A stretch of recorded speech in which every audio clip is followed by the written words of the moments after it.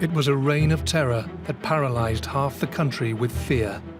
There was a horrible gloom over the north of England. A series of murders that was so brutal that they stunned the nation.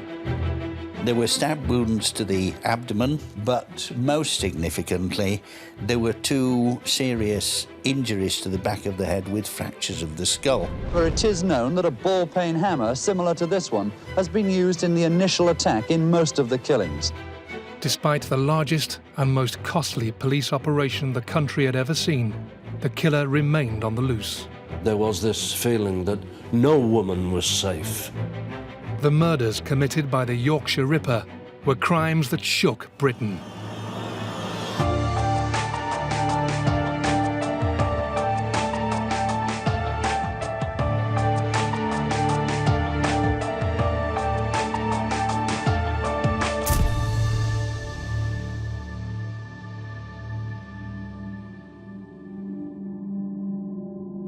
I was really close to Mum, very close. I was more close to my mum than my dad. Family life was beautiful, till a certain person come across and spoiled it all for us. Neil's mother, Emily Jackson, was killed in Leeds on the 20th of January 1976. It was the second murder of a woman in the city in less than 3 months. At the time of her death, Emily and her husband had 3 children and ran a successful roofing business. My mum worked in office, running a business. Me and my dad doing work as much as we can, and just have a nice holiday every year. Mum was very, very friendly. Always make pots of tea for anybody that come to the house. By the start of 1976, few people in Leeds remembered the murder of prostitute Wilma McCann at the end of the previous October. A milkman and his younger brother were going round with the milk float, and they saw what they thought was a bonfire night guy. But when they looked more closely, they realised it was the body of a woman. All that they could see at that stage was that she had an obvious wound to her throat. The autopsy on Wilma McCann's body revealed the true extent of her injuries. There were stab wounds to the abdomen, but most significantly, there were 2 serious injuries to the back of the head with fractures of the skull. Little did the people of Yorkshire know, but her murder marked the start of a reign of terror that would stun the nation. On the evening of the 20th of January 1976, Emily and her husband were preparing to leave the house for a night out. Mum and Dad went out for a drink, and they gave me bingo, like they always did. I did babysitting. I went to bed a bit later on, gets up following morning to go to work, waiting for one of the lads to come and pick me up to go to work, and it never turned up when it was place. What her children didn't know was that the Jackson family business was struggling, and in an effort to keep money coming in, Emily, with the approval of her husband, had turned to prostitution. That night, she wasn't playing bingo. She was looking for customers. I always thought business was really good and money were good and this and the other, but it come out about I'm being a prostitute, and it took me ages to believe it. Emily Jackson met her customer that evening just off Roundhay Road in Leeds, the heart of the city's red light district. She climbed into his car, but after a short drive, the pair got out, seemingly because the vehicle had a fault. Emily offered to help, but as she peered into the engine, she was attacked from behind. The unconscious Jackson was dragged into an alley, where she was repeatedly stabbed. Like McCann, she had got hammer blows to the back of the head. She had got several groups of stab wounds to her trunk. It wasn't a knife. These were wounds which were cross-shaped. I didn't realise how many stab wounds there was till good few months after. She had 56 stab wounds, had my mum. and all over the body. The most likely tool that we could think of that was in common use was a Phillips screwdriver with a cross head. Another weapon that we had to consider was what's called a bearing scraper, which is used in the motor trade. So the pattern's now fairly clear. Man with car, man with hammer, man with some sort of stabbing instrument, but different stabbing instrument on this latest occasion. Quite likely somebody who is in the motor or the engineering trade or has affiliations with it. By the end of January '76, I think everybody involved, the police, the forensic scientists at Wetherby, were all pretty sure that this was a series of murders and that the same person was almost certainly responsible for them. The police were now hunting a serial killer that preyed on prostitutes who worked the streets of Yorkshire's red light districts. By the very nature of the areas, they're generally sort of depressed and run down. People that can't really afford a high standard of housing, don't have a high standard of living, and these unfortunate women turn to prostitution to earn a living, not just for themselves, but a lot of these women have families, and that to sustain them. And the only way they could do it was by selling themselves. In the immediate days after an attack or a murder, prostitutes that I spoke to at the time, of course, it drove them off the streets, but only very, very briefly, because, as they said to me, we've got children to feed, we've got bills to pay, and within days they would be back on the street. Faced with a serial murderer, the police did their best to keep the public calm. The press, however, were quick to label the killer. The phrase "the Ripper" was coined because of the similarities, and I suppose the victims, to the famous Whitechapel Ripper killings, of course. And it became fairly clear that the injuries were to the stomach, slashings of the stomach, carried out by various types of blunt instruments, like a screwdriver rather than say a sharp knife, a screwdriver, so they were pretty crude injuries. Plus, of course, there were always head injuries. In the first 4 months of 1977, the Ripper struck twice more, first killing Leeds prostitute Irene Richardson in January, and then 2 months later, Patricia Atkinson in Bradford. Because police fear the macabre possibility of copycat killings, they've revealed few details as to the Ripper's exact methods. However, it is known that a ball-peen hammer similar to this one has been used in the initial attack in most of the killings. By the middle of 1977, the Ripper had killed 4 prostitutes and was suspected of attempting to kill several more. Photo fits made from descriptions of women who had been attacked were circulated in the Leeds and Bradford area. Despite this, the police investigation floundered. You always hoped that the next door you knocked upon, you would find the suspect and the case would be solved. I don't think anybody in the early days anticipated how it would snowball into such a major inquiry. I don't think anybody could have done. In June 1977, the Ripper would strike again, but this time his victim wasn't a prostitute. It was a killing that would change the entire investigation. The catalyst really was the murder of Jane McDonald. She didn't fit into the pattern because she was not a prostitute.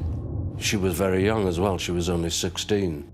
Prior to that point, the fear, if you like, had been exclusively felt by working prostitutes. But from Jane McDonald on, there was this feeling that no woman was safe.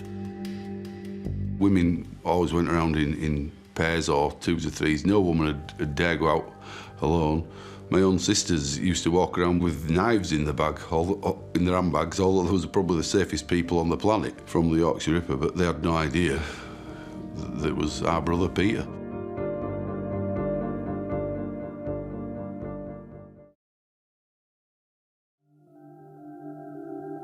Yorkshire in the mid-1970s was in the grip of a serial killer. Initially preying on prostitutes, the Yorkshire Ripper had switched his attention to all women, and fear was paralysing the north of England. There was a horrible gloom over the north of England, especially West Yorkshire. Some town centres actually were quite deserted on Friday and Saturday nights because I think many women feared that they could be attacked. Jane McDonald was a 16-year-old shop assistant from Leeds. Walking home from a night out, she was attacked from behind, hit with a hammer, and then dragged to a playground where she was brutally stabbed. Jane McDonald was found on a Sunday morning in June in 1977. She was assaulted at the roadside. You could tell that from the drag marks and blood splashes, and she'd been dragged onto waste ground. She had the usual serious head injury, a hammer blow to the back of the head. She had numerous stab wounds to the trunk. She wasn't a prostitute. All women then felt at risk, and very positively it had been established that the same man was responsible for all these killings, and it had developed by this point into a reign of terror, really, right across West Yorkshire in general, and Leeds, Bradford in particular. I think because the attacker had been so elusive and so slippery, I think a lot of women did suspect the husbands and boyfriends and did check their clothing and did check their movements and checked with their friends. And we had quite a number of anonymous calls saying, I think my husband could be the Ripper. Will you have a look at him, but don't tell him I've told you, sort of thing.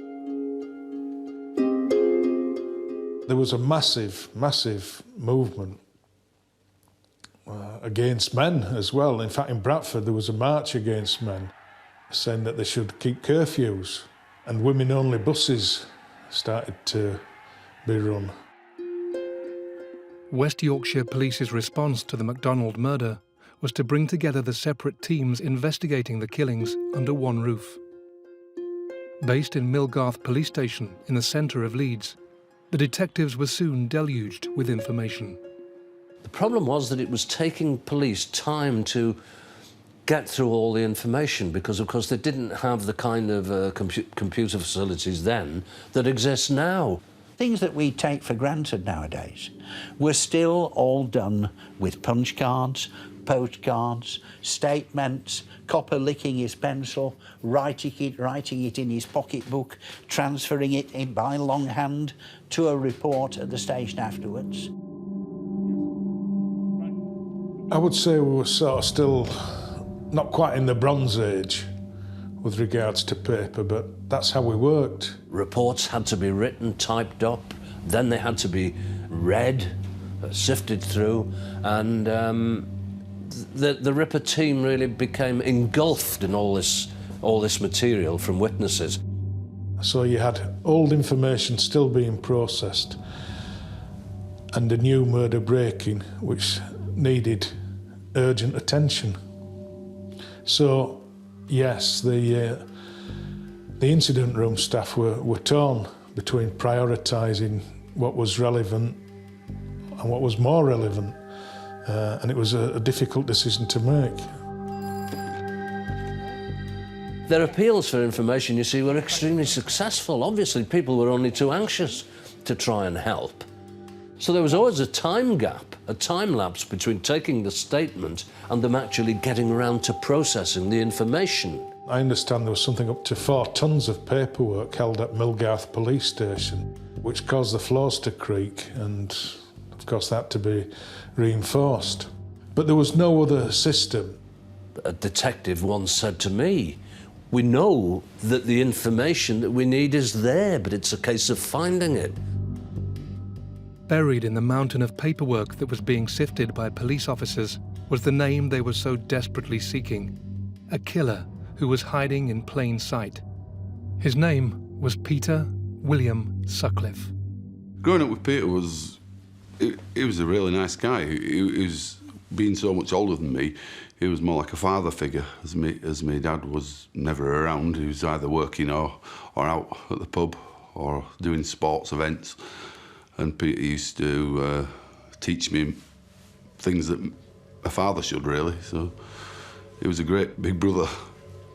We used to socialise not too often, because there was quite a big age gap between us, but occasionally I'd go out for a pint with him, and he'd take me around seedy bars in Bradford, always having his eye open for other women, which was quite bizarre, because he hadn't been married very long, and he was always trying to look out for the girls. But he never mentioned doing anything violent to them. You know, he used to say, oh, she's a bit of all right, just like most blokes, I suppose, do. Sutcliffe's ability to stay under the police's radar was no doubt helped by the way he could carry on a seemingly normal life, while at the same time hiding his dark secret. I think the temptation is to look at some of these guys as something remarkable or something particularly horrific or something particularly unusual, but the reality is, quite often they're from a long line of particularly uninteresting, inadequate people that don't tend to relate particularly well to other people. But obviously the reality is, if they were more bizarre or strange, then they would stand out and would have come to the attention of the authorities a lot earlier. Well, Peter was very... He used to stay off school and hide as a child in the loft because he didn't like to go to school. I think he used to get picked on. And my dad was more of a sporty, you know, he boxed in the Navy and he played football and cricket, and Peter was just not sporty at all, and I don't think my dad really gelled with Peter because of this. Work-wise, he worked as a grave digger, at Bed Television in Bradford. He worked at the water treatment plant in Gilstead. He had lots of jobs before he finally become a wagon driver, which he seemed to like, and he stuck at that one. It's quite common for people to imagine that all these offenders are sadistic, or they've got some weird paraphilia or whatever. My particular view on Sutcliffe is that actually there isn't actually a lot of sadism in the behaviours. The real driving force behind this is extreme anger directed at a very specific population. In Sutcliffe's case, of course, in the early days against prostitutes. But actually there isn't a lot of torture in these cases, and in the main they are relatively quick, what we call blitz attacks, extremely violent and extremely sudden blitz attacks, without actually an awful lot of sexual behaviour accompanied in them. I've read about what Peter got up to, and it's horrendous. I just can't believe that's the same man that I knew growing up, to do those horrendous things to women. How can you do that and then come and have Sunday dinner with your mum and smile and laugh and just act like nothing's happened? 2 weeks after the murder of Jane McDonald, Sutcliffe struck again. He attacked Maureen Long in Bradford, but she survived the assault when he was disturbed. He was interrupted in the process of attacking this particular woman, and he fled. And quite clearly he had become rattled. He probably thought he'd been sailing a bit close to the wind, because of course he moved then over the Pennines into Manchester. When the murders broke in Manchester, we thought, well, he's spreading his territory, his hunting ground, if you like. And there was a fear that where's it going to end? Where's it going to extend these boundaries? And really, you couldn't predict where it was going to be. On the evening of the 1st of October 1977, Sutcliffe drove to Manchester, where he picked up his next victim, 20-year-old mother of 2, Jean Jordan. Jean Jordan was a working prostitute, and of course she'd been picked up and had been taken to Southern Cemetery. It would have been an ideal spot to have taken her because it was extremely secluded. 9 days after the murder, Jordan's body was discovered. She had been horrifically mutilated. She had all the classic stigmata of a Ripper attack. She had the hammer blows to the back of the head. She had deep stab wounds to both the back and the front. And an attempt had been made to saw the head off with a hacksaw. Detectives were confronted with a mystery. Some of Jean Jordan's injuries and the attempted beheading were made days after she died. Had the Ripper, for some unknown reason, returned to the scene of the crime?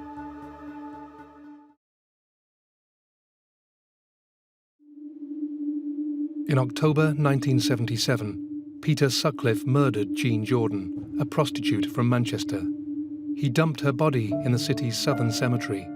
She was the Yorkshire Ripper's 6th victim. By this time, he was becoming extremely careless, and he made many mistakes in the murder of Jean Jordan. First of all, in taking out with him a brand new, freshly minted £5 note. Immediately after the killing, Sutcliffe realised that the £5 note he had paid to Jean Jordan could be the clue the police were waiting for. If it was found, it could be traced back to him. Because Jean Jordan's body hadn't been found immediately, he returned to the body in an effort to retrieve the £5 note. He found the body, but he didn't find Jean Jordan's handbag. And of course, then in an effort, it was believed, to try and persuade the police that this was not a Ripper killing, he tried to cut off Jean Jordan's head. There was a slashing of the stomach area and a pretty poorly handled effort at decapitating the head, which he describes as, and I think probably is the case, an effort to make something mysterious about this that wouldn't then link that body to the other offences, simply because he couldn't retrieve that £5 note. Jean Jordan's body was finally discovered on the 10th of October, 9 days after she had died. It was one of the most gruesome crime scenes Greater Manchester Police had investigated. Days later, her handbag was recovered, and in it lay the £5 note. It was very quickly established that it was a freshly minted £5 note. So Detective Chief Superintendent Jack Ridgway immediately realised, obviously, this is a very solid, positive clue we've got here. If we can find the owner of the £5 note, we can find, in fact, the killer. Detectives wasted no time in tracing the route of the note, quickly establishing its journey from the Bank of England into Yorkshire, and ending up at one of several firms in the weekly payroll. One of the firms, Clark's of Shipley, was the workplace of Peter Sutcliffe. So, of course, they then went to the firms and they spoke to the workforce. And, of course, Sutcliffe was interviewed. Detectives visited Sutcliffe at home and asked about his whereabouts on the night of Jean Jordan's murder. Both he and his wife confirmed they were at home that evening. When asked about his movements on the evening the killer was presumed to have returned to the body, Sutcliffe once again had an answer. Sutcliffe was able to provide a perfect alibi. He was having a housewarming party and his family alibied him. But there was a slight gap, as was subsequently discovered, between the housewarming party and him arriving back at his own home in Bradford, because he had taken members of his family back to their homes before returning to his home. But of course he hadn't returned to his home immediately. He'd driven back over the Pennines to Manchester to look for the £5 note. After weeks of detective work, the £5 note inquiry drew a blank. Sutcliffe had slipped the net. Within the next 12 months, 4 more women would lie dead at his hands. Yvonne Pearson, Helen Ritker, Vera Millward, and Josephine Whittaker. Around this time, police also realised that 2 other Ripper attacks had been overlooked. 2 attacks that preceded even the murder of Wilma McCann. Anna Rogolski was the first victim. She was in July 75. Olive Smelt in Halifax a few weeks later. Both of them had received a single heavy hammer blow to the back of the head. Both of them had very unusual superficial wounds to the front of their tummies. They'd been caused, in Rogulski's case, possibly by a fingernail, but far more likely the tip of a sharp instrument. And so the circumstances, the single head injury, and these very, very unusual abdominal wounds were what made me highlight a possible connection before McCann and Jackson and the others happened. In the spring of 1979, a series of letters was sent to George Oldfield, who was in overall command of the Ripper inquiry. The writer signed the letters Jack, claiming he was responsible for the murders. 2 letters went to George Oldfield personally, and the 3rd letter went to the Daily Mirror in Manchester. In June, detectives received what they thought was the break they were searching for. An audio cassette arrived, and on it, speaking in a clipped northeast accent, was a voice claiming to be the Ripper. I'm Jack. I see you are still having no luck catching me. I have the greatest respect for you, George. But Lord, you are no nearer catching me now than 4 years ago when I started. When the tape arrived, we obviously thought, well, that's another clue. Our killer's from the northeast, and that threw the whole direction of the inquiry. I reckon your boys are letting you down, George. You can't be much good, can you?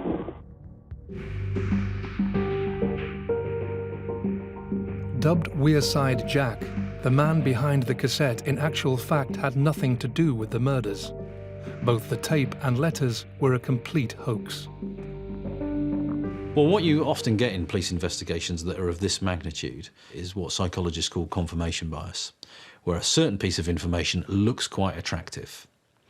And when you have that attractive information and you want to solve the case and you want it to end, your mind tends to fixate on that piece of information and fail to question it, fail to consider alternatives, and fail to look at all the reasons why that information is not helpful to you. So I think that, you know, the Wearside Jack tapes is just another example of that process happening. The police pressed on, under the assumption the tapes and letters were authentic. They mounted a huge operation to publicise their contents across the north of England.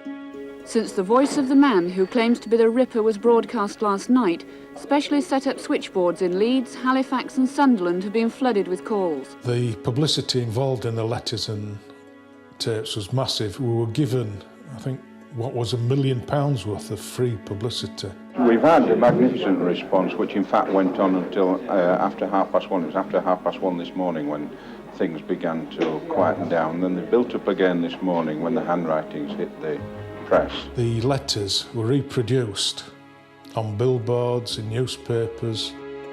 Detectives' belief in the letters' authenticity was further reinforced by the fact that saliva on the envelopes matched forensic evidence found on the body of prostitute Joan Harrison, who was murdered in Preston in 1975. Police assumed she was a Ripper victim, linking her death with the sender of the letters. They were wrong. In 2010, her murder was conclusively linked to another man, unrelated to the Ripper murders. Back in 1979, however, detectives were adamant that the letters and the tape were the crucial evidence they had been searching for. The tape wasn't only broadcast on the national media. A dedicated phone line was established which people could ring to listen to it, you know, whenever the mood took them. We know now that we are definitely looking for a man who originated in the northeast. It was a massive, massive enterprise. Peter Sutcliffe, the architect of the fear that gripped the north of England, was in the clear. Despite photo fits of the suspect made by survivors bearing an uncanny resemblance to him, even his own family were none the wiser. When the police brought the photo fits out of the Yorkshire Ripper, I thought, God, that looks like my brother. But I was convinced he was a Geordie like everyone else in England, and I had mentioned it to Peter, but I didn't suspect it was Peter because George Allfield drilled it into us all that it was a Geordie. So much weight was placed on the tape and on the letters, but particularly the tape, that Sutcliffe only had to open his mouth and say, "Ee, by gum," and he's out. Don't be daft, he's got a Yorkshire accent, not a Teesside one. On one occasion, Carl Sutcliffe even delivered a potential victim into the hands of the Ripper. The night we went out, me, Peter, Sonia and my girlfriend at the time, we went to the pictures in Bradford, and on the way back I said to Peter, would it be okay if you run my girlfriend home to Eldwick? And he said, oh, that'll be fine. He said, I'll drop her off. I said, because I don't want that Ripper to get her. He said, oh, and it's your Ripper won't get her when she's with me. I was delivering her into the hands of the Ripper, although she said he saw her walk down a drive into the house before he drove away, and he was a complete gentleman. The fact the police were so adamant that their suspect was from the northeast of England seemed to instill a confidence within Sutcliffe. Only once did he let his guard slip. Peter come to visit me one day, and I looked out the window, and there was a Geordie fellow with the same beard as Peter, who lived on his own and I was convinced this was a Ripper, and I said to Peter, there's a Ripper, I'm sure that's the Ripper. And Peter looked out and says, no, that won't be him. And I was convinced the guy was, poor fella. Totally innocent. I was stood with the Ripper, not knowing at the time. And I said, it's about time they caught that Ripper. I'd like to cut his balls off. And to that, Peter got very upset and started crying and left. On the 29th of July, 1979, the police once again had Sutcliffe on their radar.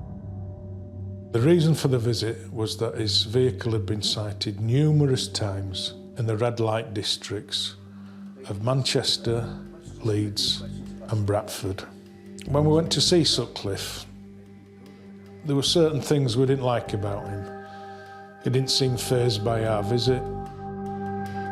The detectives were unconvinced by Sutcliffe's explanation of the sightings of his car. They would have been more suspicious had they been told Sutcliffe had been spoken to 4 times previously, including as part of the £5 note inquiry. Sadly, the system let them down, and they carried on with the interview under the misguided assumption that this was the first time Peter Sutcliffe had been spoken to by police. If only the paper filing system had been more compatible between various bits of incident rooms and so on. If only Sutcliffe had been flagged up already to those 2 detectives as a First Division suspect, as he was already in the system, 20-odd sightings of his car in red light areas, interviewed and dodgy answers on a couple of previous occasions, person of interest in a big way. So we decided to get as much information as we could, put a report together and take it directly to a senior officer. And I took it personally to Mr. Holland. I remember to this day saying to Mr. Holland about my suspicions with this man, and also I specifically mentioned the photo fit, the one that Marilyn Moore produced, the victim that survived in Bustlingthorpe Lane at Leeds. And his words were, if anybody mentions photo fits to me, they'll be doing traffic for the rest of the service. So I left with my tail between my legs, simple as that. And I can't repeat what I thought about the man, but the tapes and letters diverted us from the truth. In total, Peter Sutcliffe would be interviewed 9 times prior to his arrest. The system, designed to cross-reference pieces of evidence, did exactly the opposite. The clues pointing to the killer were being obscured.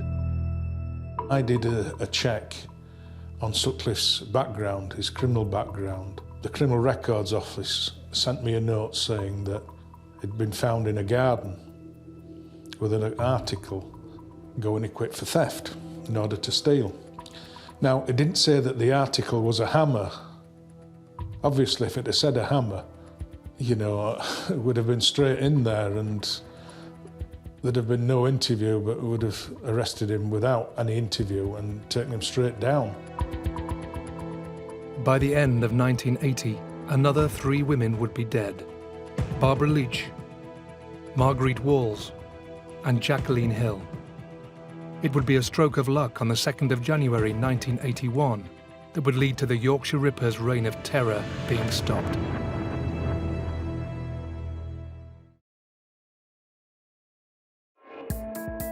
The north of England in the 1980s was in the grip of a serial killer called Peter Sutcliffe. Dubbed the Yorkshire Ripper, he had killed 13 women and left several more with horrific head injuries. Police seemed no nearer to catching him than they were when his reign of terror started in 1975, and were coming under increasing pressure. The public considered us incompetent, inept, clowns was a word I heard. It's the biggest shake-up in the 5-year hunt for the Yorkshire Ripper. The new head of the team is Chief Superintendent Jim Hobson, seen here with Chief Constable Mr. Ronald Gregory. It's a prompt response by the force to criticism of their handling of the hunt. You know, I had to bite my tongue sometimes when people would say, why aren't you getting on with it? You know, you'd go for a drink somewhere to your local and they'd ridicule you. By now, the lack of progress in the case and the spiralling cost of the investigation was attracting the attention of politicians in London. There was talk at one time of the Metropolitan Police coming up and taking over the inquiry. And the senior officer of West Yorkshire says to us in a briefing, he says, we don't want the Met up here. They haven't caught their Ripper yet. Why should we have them? On the evening of the 2nd of January 1981, the hunt for the Yorkshire Ripper took a sudden turn. Sutcliffe had gone over into South Yorkshire. He'd gone to Sheffield, quite clearly with the intention of picking up a prostitute. And I'm sure if the circumstances had been right, we would have had another Ripper killing. Peter Sutcliffe had picked up a Sheffield prostitute named Olivia Reevers. The pair were talking in his car when they were noticed by 2 police officers on a routine patrol. They might have driven on, but they didn't. For some reason, they decided they would check the registration of the car. Checks by the police officers quickly revealed that the car had false number plates, and Sutcliffe was immediately arrested on suspicion of theft. The following day, the police officers decided, on a whim almost, to go back to where the car had been parked and to have a look around. And of course, that was an extremely fateful decision because, of course, they found a hammer and a screwdriver and other implements. Sutcliffe was immediately interviewed about his movements and his use of prostitutes. His conflicting answers aroused the suspicions of the police. 2 days after his arrest, he came clean. Peter Sutcliffe admitted to being the Yorkshire Ripper, and in a 15-hour statement gave the police a full confession. It wasn't long before the Yorkshire Ripper's true identity began to leak out. I went straight home and rang my sister, and all my family had congregated at my sister's house. And I went there, battled through about 20 photographers and pressmen outside to get into the house. And indeed, it turned out that it was Peter. He'd admitted to being the Yorkshire Ripper. And the first thing I did was rush back to the police station, into my locker and dig out my old notebooks and go through them. Found the reference of the interview, and it said, interviewed Peter William Sutcliffe, not satisfied with this man, full report submitted. I'm not saying I'm better than anybody else, but I was thinking, you know, all those women had died, and there were 3 other women had died after I'd submitted that report. Now that's something I've got to carry to my grave, which really there's not a day goes by where there isn't some mention of Sutcliffe or some horrendous murder which gets my memory going again.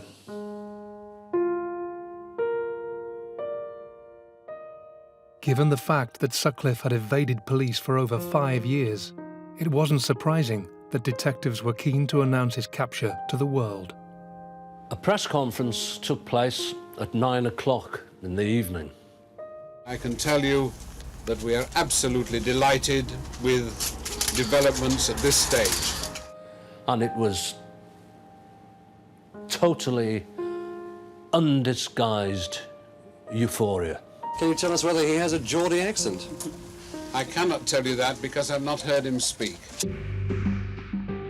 Peter Sutcliffe was charged with 13 counts of murder. Whilst awaiting trial, he was visited by his family, desperate to know the truth behind his actions. I went to visit him in prison because I just had to know for myself whether he was really the Yorkshire Ripper. And I said, "Have you really done this, Peter? Is this you?" He says, "I'm afraid so."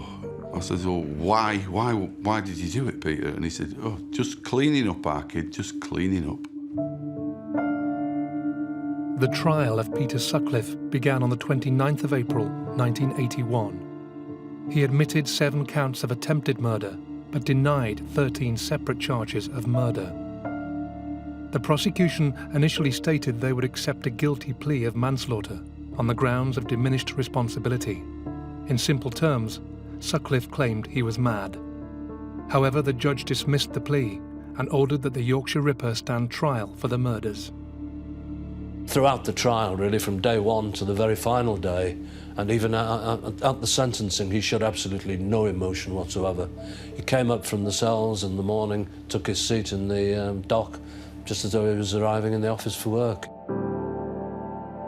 On the 22nd of May, 1981, 34-year-old Peter Sutcliffe was found guilty of the 13 cases of murder. He was sentenced to 20 life sentences, with a recommendation he serve at least 30 years. My opinion of Sutcliffe was that he was a coward. He attacked vulnerable, defenceless women, innocent women, and the attacks were such that they're so violent and so horrific that I feel nothing but contempt for the man. He's not a proper man, not even half a man. Following Sutcliffe's prosecution, Her Majesty's Inspector of Constabulary, Lawrence Byford, was charged with investigating the conduct of West Yorkshire Police during the Ripper inquiry. His report was a devastating indictment. I think since the Sutcliffe case, there's been all manner of changes, and certain changes are technological, other changes are procedural, other changes are in terms of leadership and the way we think about decision-making. It changed the face of British policing. It resulted in the setting up of Hoax, the first major inquiry computer programme. Changed incident room procedures, changed inquiry procedures. Senior officers were trained up that bit more. It standardised record-keeping and murder inquiry. So the lessons were learned, but they were learnt the hard way. And things that the police had been asking for years, they finally got, but at an awful price. In 1984, Peter Sutcliffe was transferred to Broadmoor Secure Hospital after being diagnosed as mentally ill. He is unlikely ever to be released.